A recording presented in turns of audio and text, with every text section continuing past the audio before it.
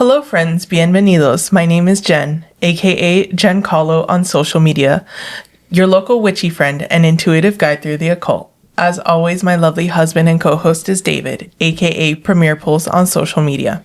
Hi everyone, on today's episode, Jen explains Good Friday. Welcome to the show, grab a chair, make yourself at home. Jen's got stories to share, you'll never feel alone. We are not recording on a Friday, but I'm excited. We're kind of wrapping up our whole little side series of the Christian holidays. I had 2 puns for this episode, so I'm just going to throw them out from the beginning. I hope we don't resurrect these topics again, because I think we've beat a dead horse at this point. Yes, definitely. But Good Friday, yeah. This was one that we really had to think about with intentionality. I think the story is pretty known, so it's mostly going to be a little bit of history, a little bit of our take on it, and kind of just wrapping up the season. You can kind of count Lent, Mardi Gras, St. Patrick under this, cohort of episodes, and this will wrap up the series. You will be proud of me, though, because I think so when we recorded the Sylvia Brown episode, we were actually supposed to record this episode that we're recording right away, but I mixed up some things on the camera, so we couldn't record. But we were still in Mercury retrograde, weren't we? Yes, we were. So you probably blame it on that. I blame it on I need to be better organized. So if you are in video production, just make sure you're checking your SD cards, make sure you're checking your chargers, make sure you're checking everything, because even 122 episodes in, I still make mistakes. Free game for y'all. Yes. All right. So Good Friday. Why do they call it Good Friday if we know what happens? What is good about it? So some people or some leading theories say that good doesn't mean good as we know it now, as a great thing to happen. It's more meant as in a context of it's good because it's holy, or maybe even blessed. And some say maybe a mispronunciation of God's Friday. It's if you say it really quickly, it could sound like God's Friday or Good Friday. Still debated. We don't really know the origins, but we call it Good Friday in society to commemorate this holiday. And it's a day and it's a holiday that really changed the entire Western civilization. Even how we keep track of time is all around, Jesus, basically, because we BC, before Christ, and then AD, Latin for basically after. So is that what it is? I had understood that BCE stands for something else, and that it was adopted. But maybe I guess that is what you're saying. It's before Christ. Yes. It was adopted before that. But interesting that there's also BCE and CE. Those are different. Yeah. So BC is before Christ, AD, Anno Domini, which is in the year of the Lord. In the Lord's year. Yeah. Yeah. Okay. No, and then secular terms are BCE and CE, which is before Common Era and Common Era. And that's different than BDE. Yes. Okay. But it's still revolving around the same timekeeping system. Yes, that makes sense. Yeah. And AM, PM have nothing to do with it, right? Because AM is after meridium and PM is post meridium. No, that... Something like I'm that. sidetracking. Go ahead. Yeah. But still, Good Friday Christianity, very, very ingrained into Western culture. Side story about time. I think we maybe talked about this in some episode where we talked about time not being real, but in some countries and some societies, they don't keep track of time the same way we do. In some Eastern societies, it's already 2080, but anyway. Yeah. So, is this history? Is this theology? Is this mythology? We're going to dive into all 3 aspects to this holiday because, again, it really depends on who you ask. You're asking, what is the basis of... Depends who you ask, right? Kind of on your point. Is it if you ask a historian, they'll give you the historical perspective. If you ask somebody who studies theology, they'll probably allude to the biblical sense of it, right? So we'll talk about sort of like the days leading up to this holiday. So before Good Friday, like the Sunday before Good Friday is known as Palm Sunday. This is when Jesus went into Jerusalem on a donkey to celebrate Passover, which is a Jewish holiday in remembrance of how God freed the Israelites from slavery in Egypt. So we have that Sunday. Is that where we get that donkey song? Burrito Sabanero? Yes. Ah, okay. Yes. If you grew up in a Spanish-speaking household, you probably know that song. There's like a famous donkey song. Yes. Talking about that donkey. So we have Palm Sunday. Then a few days after, we have, I think it's called Good Thursday. I forgot to write down what it's actually called, but that Thursday was the first day of Passover, where Jesus washed the feet of his disciples and celebrated the Last Supper with them, and was betrayed by Judas that night and arrested. Good Friday is when Jesus carried his cross, was crucified, and died. And then it took 3 days, but then on Easter Sunday is when he resurrects. He popped back up. Yes. Yeah, so he didn't really die.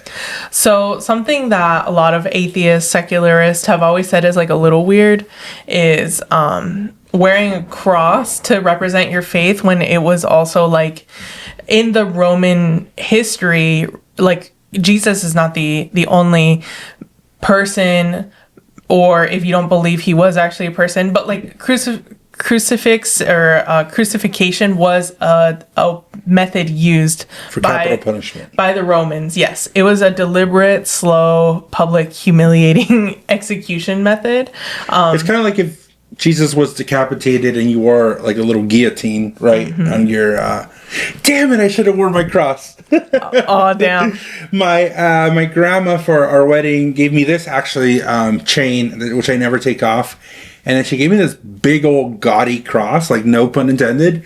It's huge. It's like this. And I never wear it. I don't think I've ever worn it.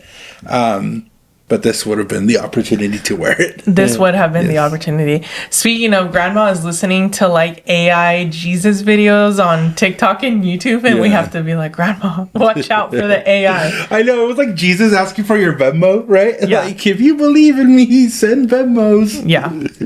Anyway, so crucifixion was reserved mainly for, like, historically for slaves, criminals, and political agitators, not for Roman citizens or Roman citizens in good standing.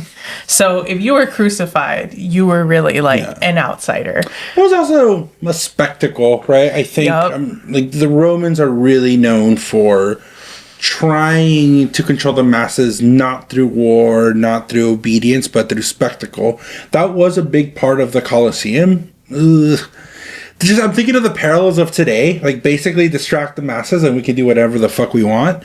And I'm sure when executions were public, that was a big draw to say like, yeah, let's kill these people publicly, let's humiliate them, let's make them suffer. The whole time the government could be doing something nefarious, but because they have these spectacles and they're listening to the people, because if I understand correctly, that's kind of what happened, right? It was a public method of execution and basically a deterrent. It left the body on display, death taking hours to days, and basically like, if you act up, that's going to be you too. So yeah, it was definitely like psychological torture, scare tactic. And when it came to crucifixion, it's like what actually caused death on a cross. It's debated by scientists, but it could potentially be asphyxiation, blood loss, shock, or a combination of all of those. Possibly dehydration too. And that too, yeah, especially if it was like hot. Yeah, exposure to the elements, hypothermia, if it was cold. Yeah, all those things. But yes, there is that, like, I hear that Jesus was Jewish and then that he was not Jewish. Like, what's going on? So historically, where all of this happened was Roman occupied Judea in the 1st century. And what is the historical context of this land in the 1st century? It was a powder keg of political resistance, religious tension, expectations, because the Roman Empire, like, they expanded and they conquered like a lot. Eventually they got too big and that's how Rome fell. But the Roman Empire, even like at one point, like in the St. Patrick's episode, they controlled all the way out to where, you know, Britain is. So it was huge. So they took over part of like the Middle East and, you know, all of those historical places. So half of the Jewish people under Roman control agreed with the government and then didn't agree with the government. So depending on who you ask, who was the antagonist of Jesus, it could be the Romans or it could be the Jewish people that aligned to Roman rule. For the pragmatic, it would have just been Judas, though, right? Yeah. So the historical context is that Rome controlled a bunch of places, one of those being the middle part of the Middle East, and half of the Jewish people under Roman occupation were like, okay, we're okay with our new Roman overlords, and then the other half were resisting. Yeah. So some of the people ended up working in government, and then some of them didn't. Some of them were resisting. So I just want to make that very, very clear. But yes, Pontius Pilate was the ruler at that time and the main one that was like, I want Jesus crucified. And the main reason why he had it out for Jesus was because Jesus was, you know, basically a political figure, whether you think he was more historical or mythological.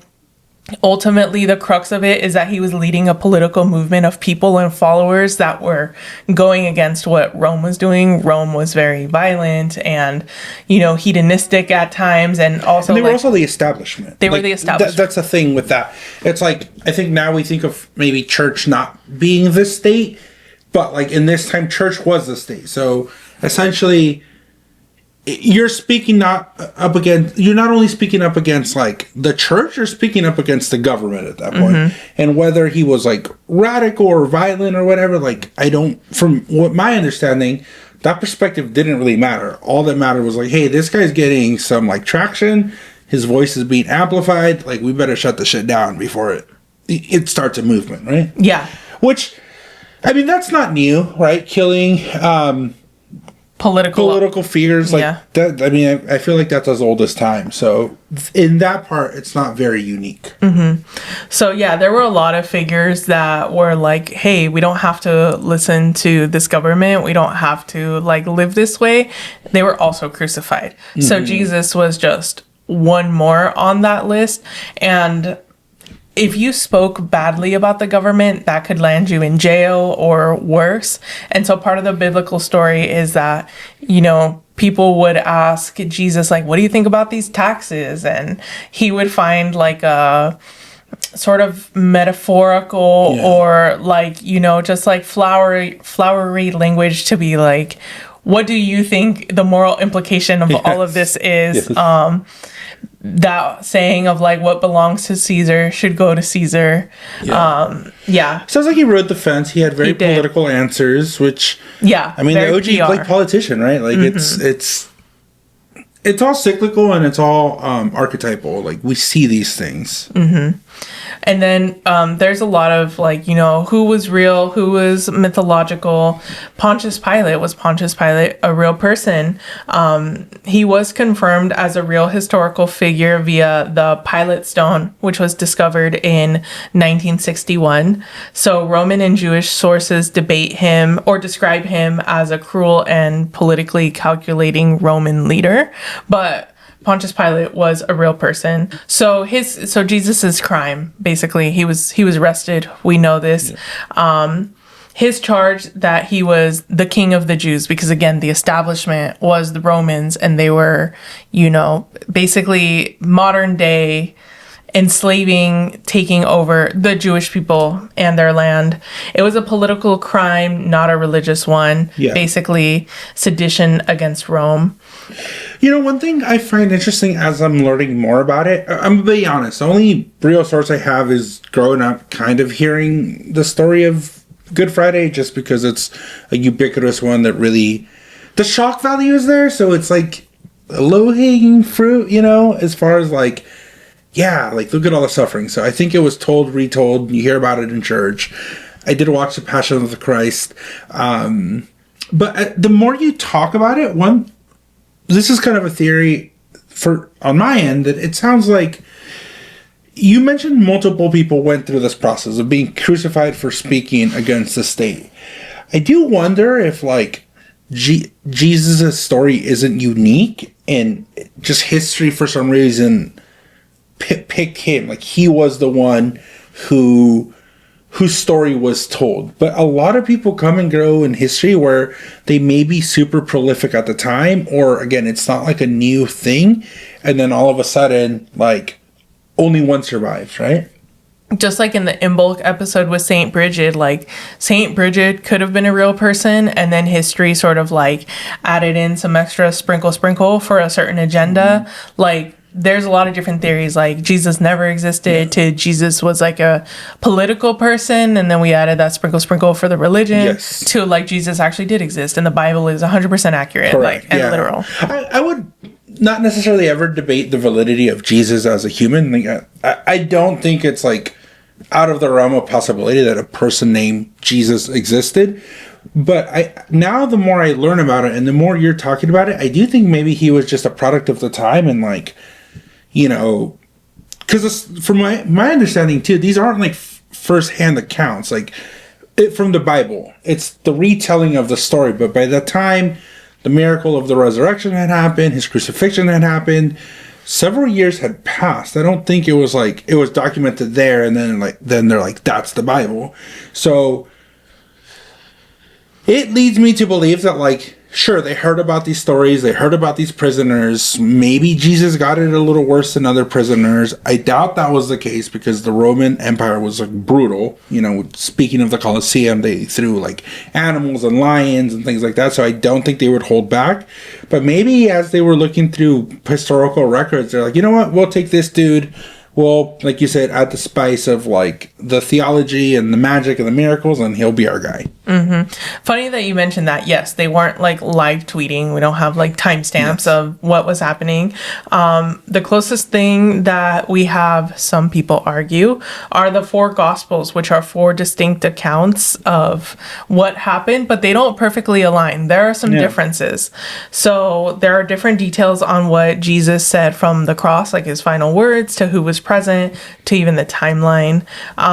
So, you know, this is where it's like, if all 4 of you were there, how could you see it so differently? But at the same time, people do experience reality differently. I mean, it's also a possibility. Again, up to the point of the crucifixion, the suffering, the martyrism, the symbolism as a political figure, I can buy that. I can actually align to that, where obviously for me, it's like, okay, that's where it ends, is the resurrection part. I think at that point, that's where I have a hard stop of like, nope, that absolutely did not happen. He didn't come back from the dead, is what your stance is. Yeah. But that's not even Good Friday, though. That's more Easter, right? So Good Friday in itself, like, which is the topic we're talking about today, I think can hold weight, right? Especially because the Romans weren't like, they were barbaric, but they weren't uncivilized. So they did have language, they had record keeping, they had society. So it doesn't seem like super out of the realm of possibility. And the story is not unique. Political prison, let's kill him. And because at the time you could make a spectacle of it, fuck it, we'll throw it up. Mm-hmm. Throw a festival. Because they had like vendors and stuff, right? At the procession of like people selling goods and like making a whole day of it. Mm-hmm. Yeah. Mm-hmm. Yeah. And if you think about why are there 4 different gospels, just like from a literary critique sort of stance, they were probably written for different audiences with a different theological emphasis in mind. So some of the differences are, like I mentioned earlier, the final words. So according to Luke was, Father, forgive them. That's Luke's account. And then Matthew and Mark said, my God, why have you forsaken me? And then John, it is finished. In Greek, though, because obviously, like, this wasn't all in English, it went through several languages. the Greek word for it, which I'm not even going to try to pronounce, could also mean paid in full, which was a loaded word. And these became the basis of centuries of music, art, theological reflection. Like those final words are very powerful. And which one, I forget which one is in a System of a Down song, but the Matthew and Mark version, Why Have You Forsaken Me? Yes, that it's in a lot of rock songs. A lot of rock artists use a lot of biblical like inspiration for their music. Yeah. This is completely off tangent, but before we go on the break, I don't know why I've gone down this rabbit hole for a band called Ghost. That's like it's like a really big band. I didn't know about them.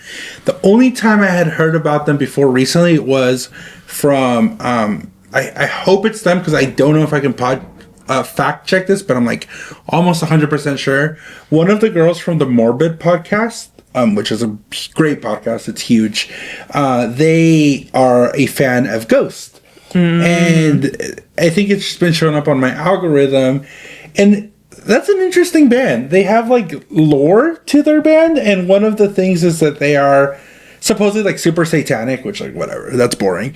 But they're satirical of the Catholic Church. So they have like popes and they call, you know about this? Oh, okay. Well, maybe you could explain a little bit more. No. Yeah. I know on the surface level. I'm not like a fan or anything. And I'm not necessarily a fan, but essentially the lead singer goes through different iterations where they pass along like the anti-popehood or whatever. They have these names, and then the band members are called ghouls, I think, but it's like the Catholic Church but dark. It's super interesting, and I think that's cool, right? Because bands could just stick to their music, but they have like a whole lore. It kind of reminds me if you mix like rock with the WWE. Like it's just a continuation of a story. So I think that was interesting. I just want to like plug it because I think this is the perfect episode for it.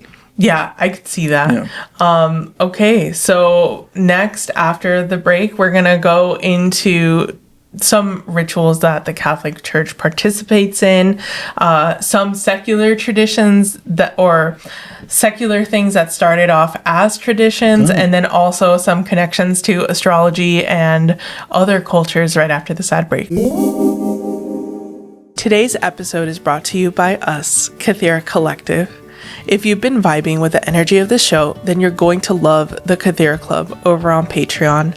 It's a space that I built for the cosmic, the curious, and the slightly chaotic. You know who you are. With 3 delicious tiers to choose from, we start with the chocolate level at $4 a month, which gains you access to weekly horoscopes and the exclusive Unhinged podcast, where I say things that don't make it to this main feed. It's sweet, it's spicy, and it's just for you.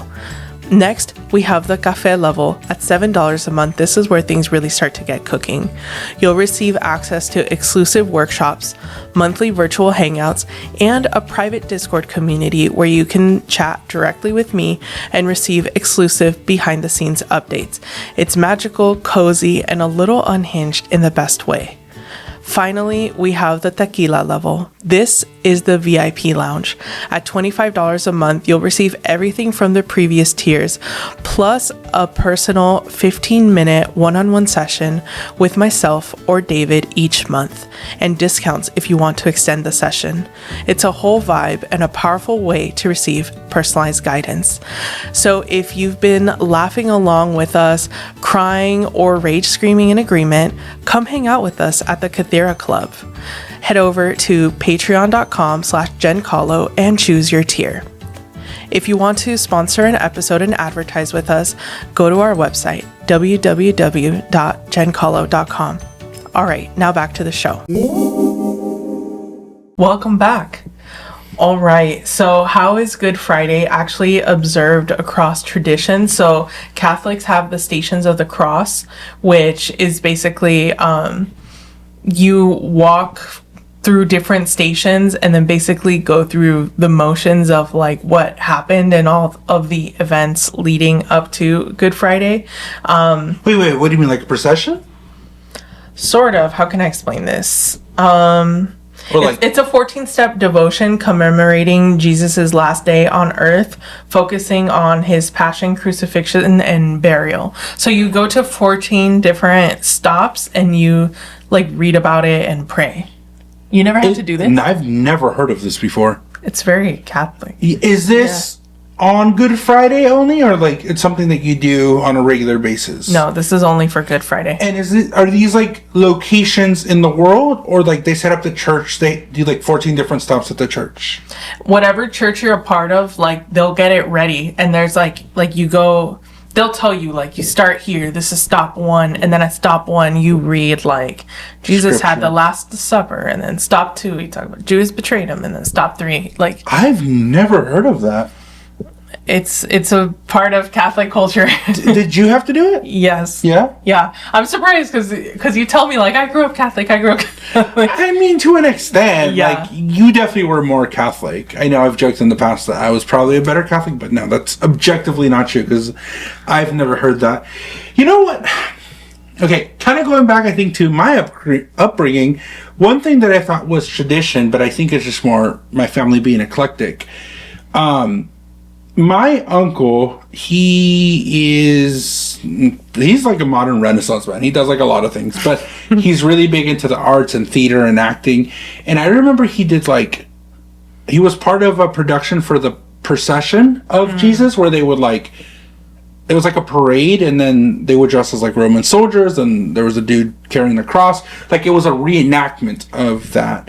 And so that's what I thought was like a tradition that people did, but now I don't know if it's just like, because my family's so eclectic, they were just like, cool, if we have to go to church, we're going to make it our style, or that's like a thing. But That's a common thing in Latino countries. it is, right? Yes. Yeah. Yes.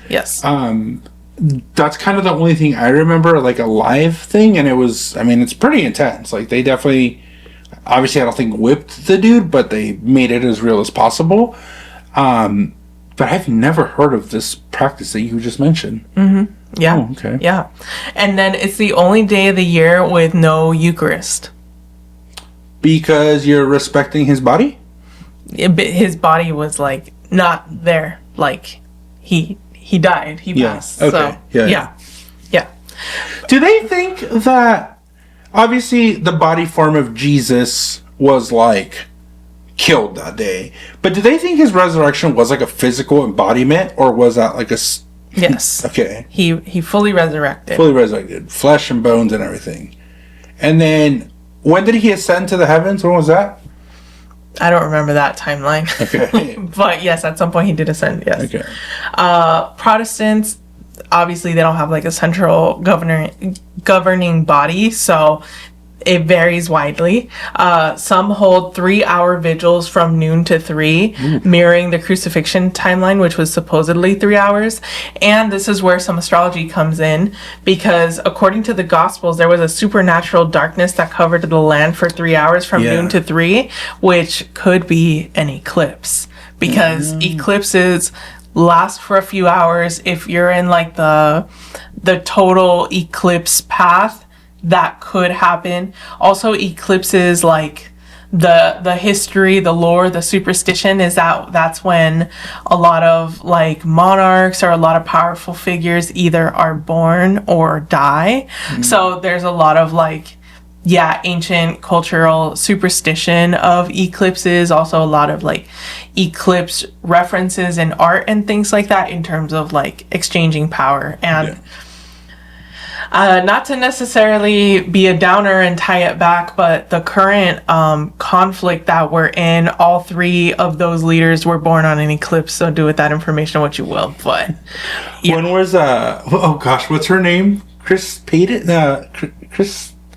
Paytas? Were her kids born on an eclipse?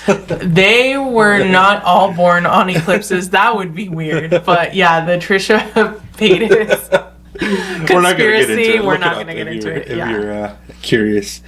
And then hot cross buns. Have you heard of them? The fuck is that? That sounds like a Little Debbie treat. Yes, but you've never heard of the little recorder song Hot Cross Buns, like on a recorder? I've never heard that. Okay, never mind. Anyway, yes, hot cross buns, yes, they are a real little treat. And there is a history there. Wait. They are... So it's a food or it's a song? Both. Oh, God. Okay, go ahead. There's a song that is like you're a little kid and you play the recorder and it's called Hot Cross Buns. Okay, this is a common experience. Not common enough. Apparently, but anyway, they are a literal treat, and there is some history there. They are marked with a cross, and they're eaten on Good Friday, and the tradition is traced back to at least the 1300s. They probably absorbed some older pre-Christian spring festival bread of some sort, and the British government at one point tried to ban them for being too Catholic. Oh, okay, so the Catholics eat them. Mm-hmm. Yeah. Do you eat those? I did not eat those because they were more like European British and I grew up more Latina. But yeah, they are more of a white people thing. They sound good. Yeah. But guess what? There is also a connection to pretzels. And the other day when I was doing research and I screamed, "Oh my God, this is why." Ah, okay, yes. All I heard from the bedroom was, "Oh my God," and I was like, "Who's in there?" So it wasn't me.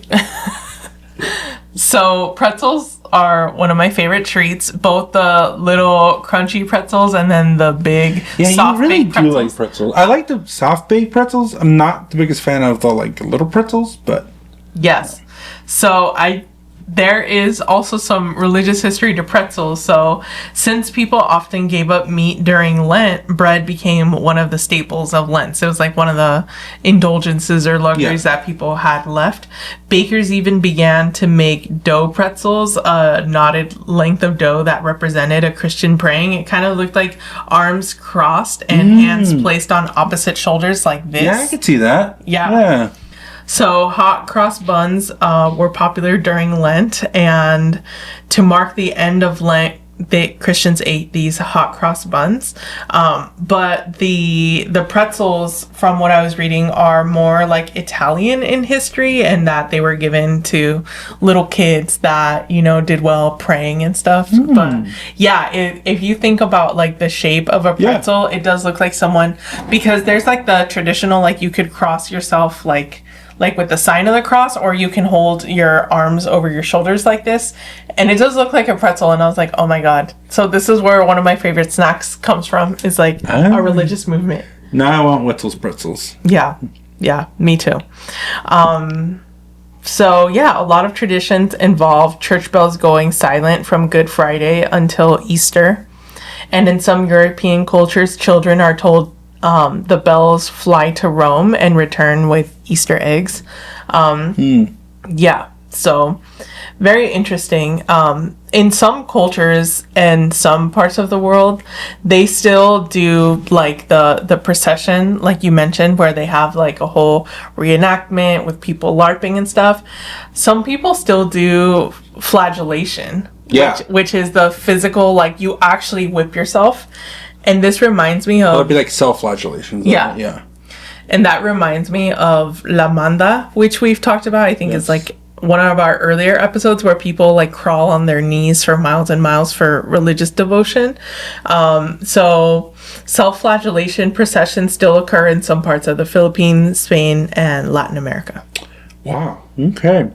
Well, are there any pagan traditions that could have been assimilated, or is there any other figure that's not Jesus that had like a similar story where they were martyrized, tortured, killed, and then resurrected? Yeah, funny you should ask. Yes, there are a lot. And when I learned this, it blew my mind. So a lot of like dying and rising gods, if you will, like this pattern appears across multiple ancient like traditions, pantheons, cultural beliefs. So Osiris in Egypt was killed and resurrected. One of the oldest versions of these types of like religious patterns that you can find, like one of the OG gods that died and resurrected that you can find is in Egyptian lore. Then in Greece, there's Dionysus, who was dismembered and reborn, associated with wine, sacrifice, and transformation, something that Jesus is also. That's almost like involved with. to the T, and this was way before. Yeah. Persephone didn't necessarily die, but she does go between life and death. Yeah. Systematically. She's the wife of Hades. Yeah. You're speaking a lot about the people and the mythology we covered in the Afterlife episode. I just listened to that. I was driving back home and I had some time and I was like, let me listen to some of our episodes. And I listened to that episode. It really holds up. It is very heavy on context, so you have to pay attention to that episode. Sometimes I think you could just hit play and absorb the knowledge, but that one I had to pay close attention. But that's also the episode where you kept saying Buddhism instead of Buddhism. Yeah, I don't know what was wrong with my brain that day. Yeah. And then finally in ancient Mesopotamia, Tammuz, or Dumuzi, if I'm pronouncing that correctly, also a dying god that was mourned annually and connected to vegetation cycles. Yeah, not a unique story. I think the one thing I will give it's like it has survived a long time. There is a higher decline, there's a higher increase not only in the US but across the world with the rise of like atheism and agnosticism and just like non-belief.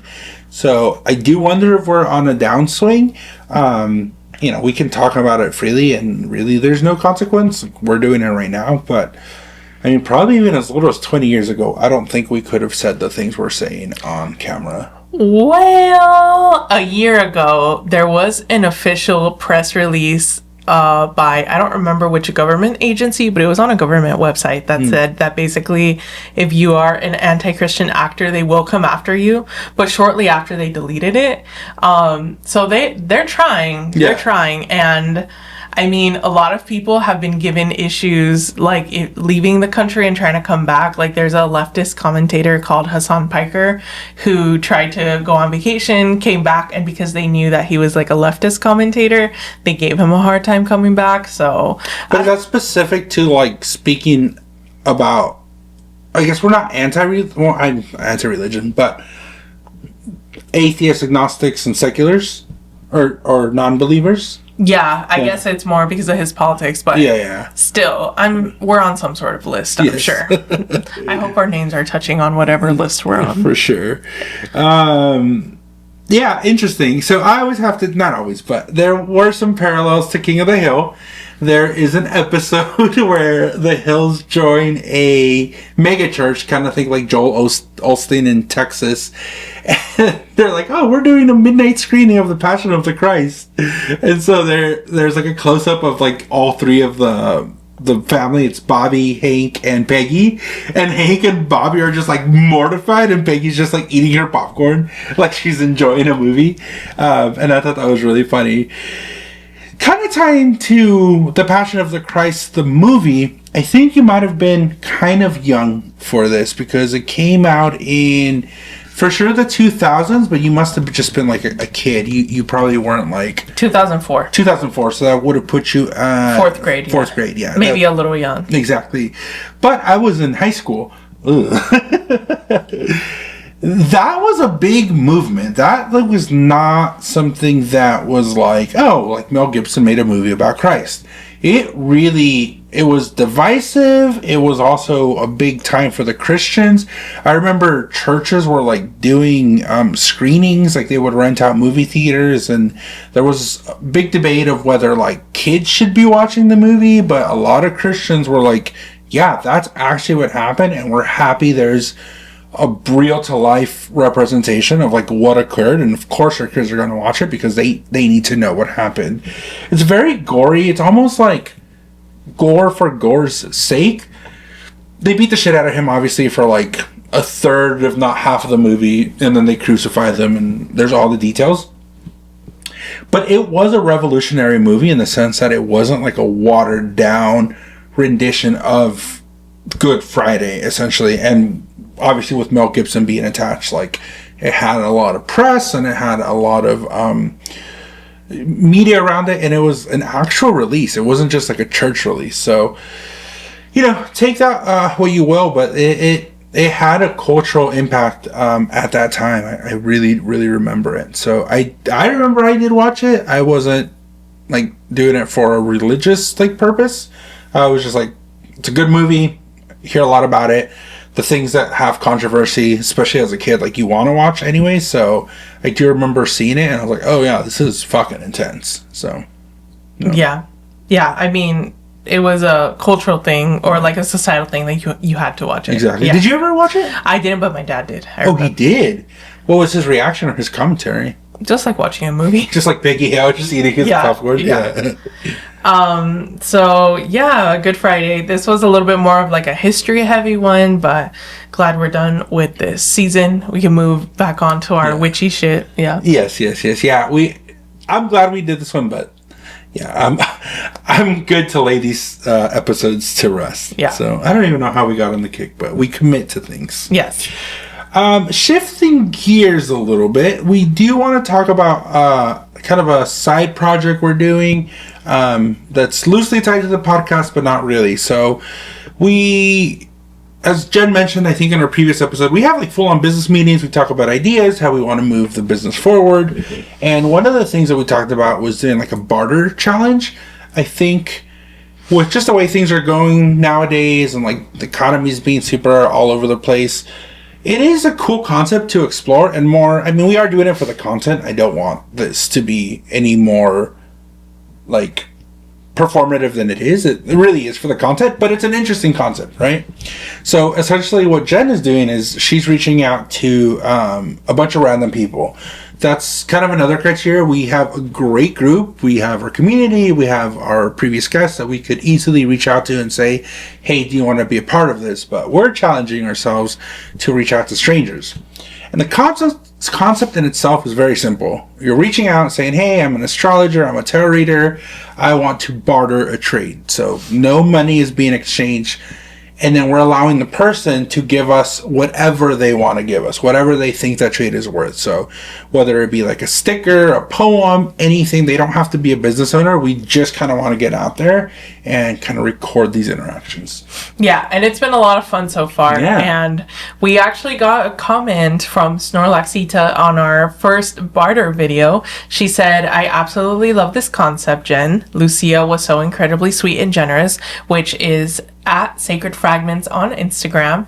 I will definitely be following her page. I'm so excited to see more of these. And yeah, Lucia's trade was amazing. My jaw was on the floor. So definitely go check it out. Yeah. And that's on YouTube. That's going to be exclusively on YouTube and then possibly like clipped up in short format for TikTok and Instagram. That's not the podcast. So I don't want y'all to like be like, hey, where are those episodes coming out? That's a completely different thing. Mm-hmm. We're YouTubers now, basically. We're just trying to get creative. Yes. But before this episode, so maybe 40 minutes ago, we recorded another one. So keep an eye out for that. It was super cool. The person was incredible. They're super friendly, super bubbly, and the exchange was really good. And I am not going to do any spoilers, but I will be able to enjoy this one as well. Yes. And another YouTube comment that we got was on the Walter Mercado Spotlight video from someone named Temple Eternal Source. I was looking for Walter content and came across your video. My Colombian aunts would watch him every night. He's a fascinating character. Oh, cool.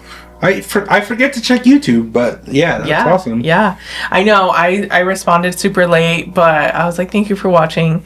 And then finally, we have a fact check. So the movie that we were talking about last episode was Late Night with the Devil. We couldn't remember the name, but that was like the daytime talk show movie that we talked about that kind of got creepy and had the hypnotic spiral in it.